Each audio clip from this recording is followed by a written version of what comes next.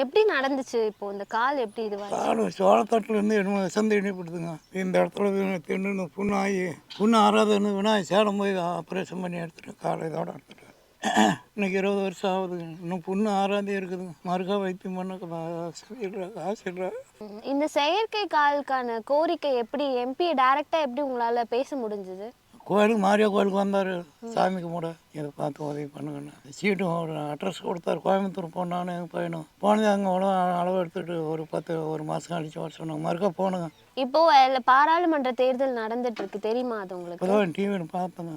எந்த கட்சி வந்தா நல்லா இருக்கும்னு நினைக்கிறீங்க? எது திமுக வந்தால் தான் நல்லா இருக்கும். திமுக ஸ்டாலினி வந்தால் நல்லா செய்வாருன்னு தான் நாங்கள் செய்கிறோம். அப்போ உங்க ஓட்டு யாருக்கு இந்த தடவை? ஓட்டு திமுகவுக்கு தான் வருஷம் போட்டுட்டு கொஞ்சாமே. பாசிச ஆட்சியை ஒழித்திட இந்திய கூட்டணியின் ஆசி பெற்ற சின்னம் உதயசூரியன் சின்னத்துக்கு வாக்களியுங்கள். மறந்து விடாதீர். நாடும் நமதே, 40ம் நமதே, நாமக்கலும் நமதே.